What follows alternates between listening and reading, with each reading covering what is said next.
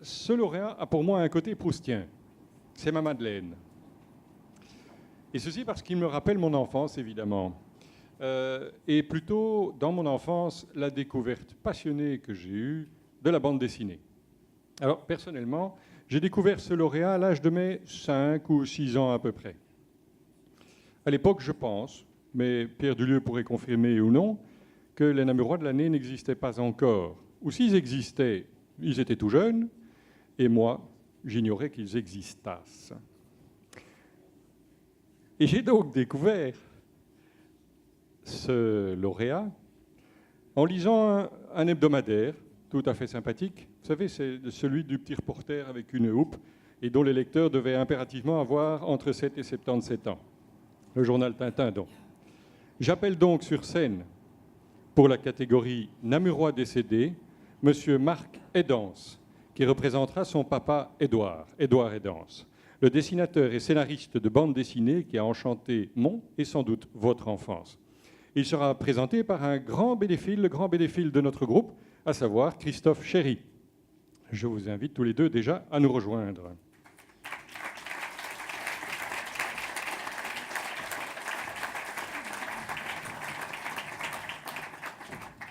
Je demande aussi à M.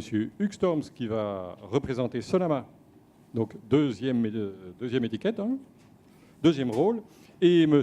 Jean-Louis Leux du service club Probus de venir également sur la scène.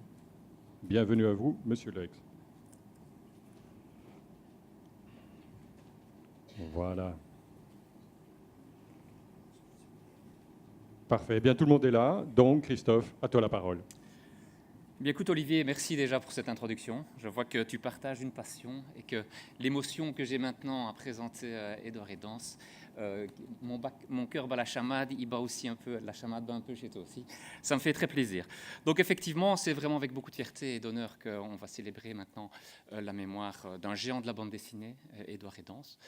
De la fierté parce que je suis moi-même andonnais et que Édouard Edance était vraiment un illustre andonnais. Donc déjà ça c'est un petit point commun, mais ce n'est qu'un détail par rapport à l'œuvre et la personnalité qu'était Édouard Edance. Effectivement, il est considéré officiellement comme géant de la bande dessinée.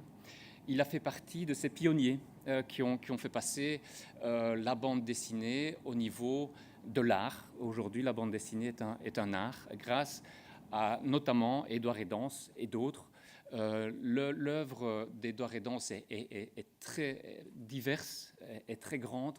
Je pense que quasiment chacun d'entre nous, un jour ou l'autre, a tenu dans ses mains une bande dessinée par Édouard Edance. Sans doute, le héros le plus connu est Tunga, super-héros de l'ère préhistorique.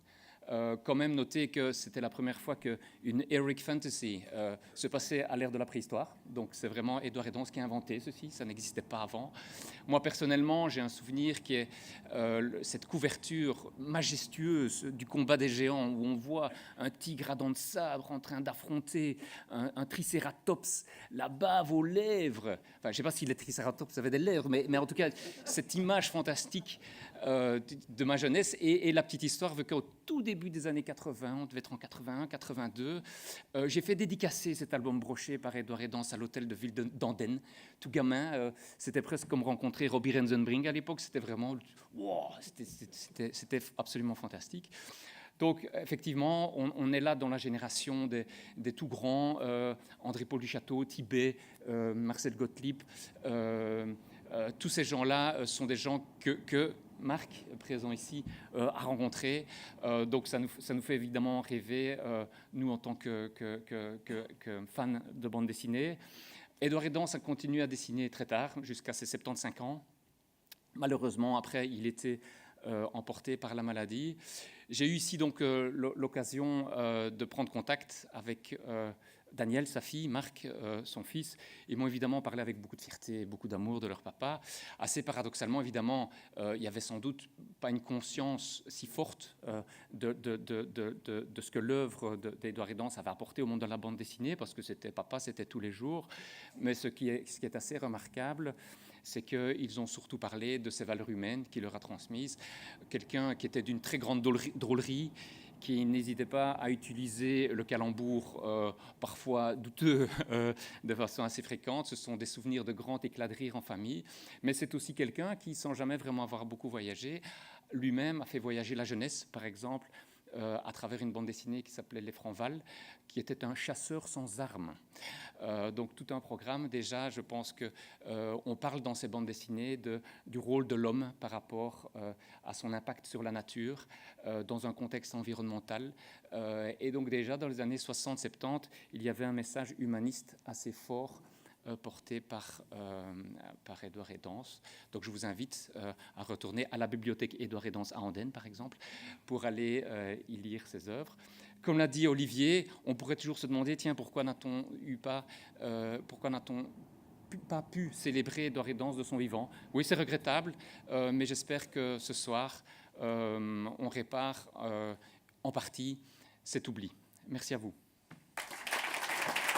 Bravo et un grand merci.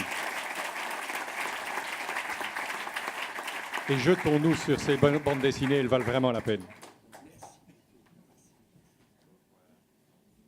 Monsieur Dubuisson. Voilà. Ça va, vous pouvez tout porter.